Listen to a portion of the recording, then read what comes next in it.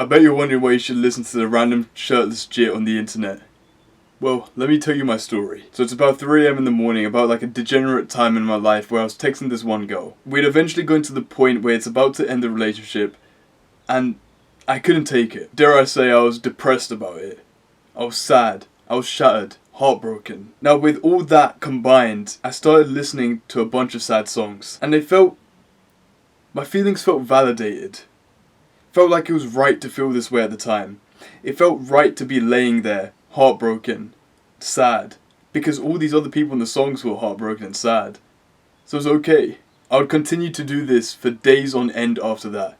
Every single day, every time I listened to music, sad, sad, sad, heartbroken, heartbroken, heartbroken. I would end up posting, right, you know these Instagram edits, where it would be a sad song on top, and then it would have like the words come up with all the emojis.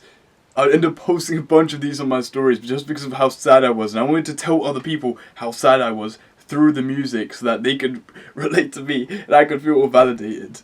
Do you think I got any happier in this period of time? Do you think I woke up the next morning cheerful? No, you could argue that maybe, oh, you just got broken up with, obviously you're going to be sad. Yeah, sure. But fast forward 5 months, I'm still listening to these sad songs. I'm still sad about it, and I'm still thinking about it. I'm going to try my best to not waste your time, other than now where I'm going to waste it just a little bit. And to anyone new, my name's Vanch, and I upload 2 self-improvement and advice videos every single day with like practical advice or something to learn about, so that you can start building your garden or your cathedral or your church of self-improvement. So I want you to click down the subscribe, the post notification, so you can see more videos like this. So your YouTube homepage will be like with more self-improvement videos, and you'll also get like a little notification on your phone whenever I upload. So then you can actually start watching it then and there. So click on the subscribe and the post notification. It's a win-win for the both of us. You've probably heard enough advice about music where it's like, oh, if you listen to rap kind of music or you listen to this kind of music, they're talking about killing people and fucking the girl that you want. No, I'm not going to give you that kind of advice where it's like, oh, it affects your mentality that way. We're going to talk about mood. We're going to talk about the way that music regulates our mood.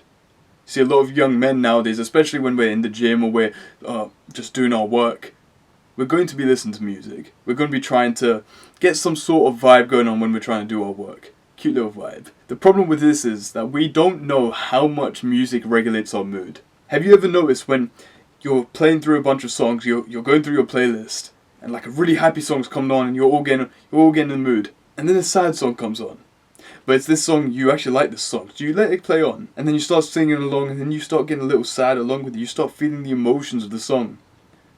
By the time the song's over, your entire happy mood's just diminished.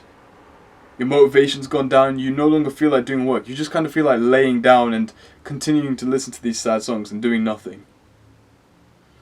That's the music regulating your mood. Listening to a sad song is going to make you feel sad. Listening to a happy song is going to make you feel happy. That's the basis of everything that I'm going to tell you.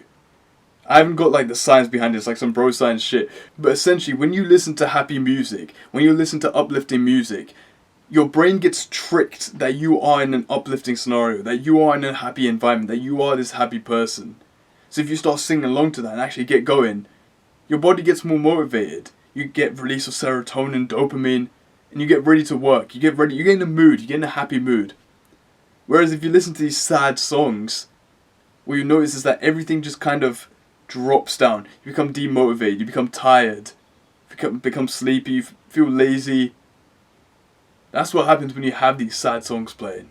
And no, this isn't some kind of superpower. It obviously exemplifies something. So if you're feeling sad about something, then if you listen to sad songs, it's going to further make you sad. It's going to make you sadder. But when you're happy and you listen to a happy song, you get happier. So how do we use this to our advantage? How do we use this to improve ourselves? Usually I would say like don't listen to music, because I had a period of time where I would either listen to white noise, like genuinely aeroplane white noise when I'm lifting at the gym, or I would just have no headphones, I would have no music. I think I went on that period for about 8-9 months where I was just not listening to music at all. I would just go around most of my day not listening to music. Like I would come home and maybe I would have like fucking ring bells going on or some shit when I'm trying to sleep. But that's the max point where I got to with music. I wasn't listening to any of this rap or any of this hip hop. So when I did come back, I won't lie, my music taste was trash. Anytime anyone told me, "Oh, what song do you want to play?" I would jokingly say white noise, but I kind of meant it in a real way. Where it's like they would click on the 6-hour white noise and just hear fucking aeroplane sounds. Like that's the shit I was listening to when I was lifting. When I was lifting heavy weights, doing my squats, doing my squat PR, I would listen to white noise. Yeah, it's a bit psychopathic, and I wasn't doing it to like impress anyone. That's just genuinely what came to my head first when I was thinking, oh, I'm gonna put these earpods in and start listening to fucking white noise. Why I noticed this is that days that I was feeling unmotivated, days that I wasn't feeling like really doing the work and I wasn't feeling that great, I would start playing a song that was really energetic, and I would trick myself in my mind. I would be like, okay, I can just control how I feel about today. I can feel motivated. I can feel happy if I want to. So I would decide to like start singing along to the song, start moving to it. And eventually by that time the song is over, I'm in a much better mood. I'm feeling much more ready to go across my day, to extract the potential of the day. It's weird how it works, and I'm sorry, I don't have the science behind it, so if you're looking for the science, I don't have the science. It's just bro science shit, so search it up if you want to know like, the entire science behind it. But the thing is, when I start listening to sad songs, really calming stuff, really flowing stuff, then I just don't have that uplifting to really get going, which is why you notice like a bunch of gym people will listen to like boom boom bam music, where it's literally just, you're smacking like a pole on a railway, and you're just smacking that's the shit that they'll listen to. But then, that's the kind of shit that gets them going and gets them hyped. And then when you get hyped, you lift more, you lift heavier, because you're in a mood to just smash some weight. You're going to put in more force, more effort, based on the music that you were listening to. Music has an incredible power effect on our emotions and how it regulates our moods. And if it's used the right way, we can use that towards our productivity, use that towards getting our work done. But the problem is if it's used the wrong way, where we start listening to sad music to validate our sadness, and start listening to these depressing playlists just so we can feel better about ourselves, and better about the laziness and the depressing mood that we're in, then that becomes a problem. So we have to avoid that. We have to avoid putting ourselves in situations where we are validating our sadness with music, because that can make our sadness even worse, and it can make us even more unmotivated and lazy, which is not what you want when you're trying to be productive. So all I can say, all the practical advice I can give you is be careful what you listen to. Maybe listen to a bit more uplifting music here and now. Because I know I was the person who got into really depressed music, so anytime anyone gave me the fucking aux, I'll just start playing, like, anytime when anyone passed me the aux, I'll just start playing, like, NF or some shit like that.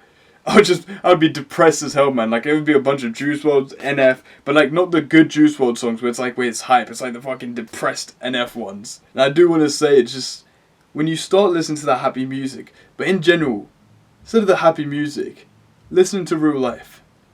It's a weird one. You probably haven't heard that before. Listening to real life is probably the happiest thing you will ever hear. The birds tweeting outside, the cars going by, the wind, the leaves moving. That's the best music. That's the best sound. So how about you experience that as well? Thank you for listening to me. Go get that shit, man. Love.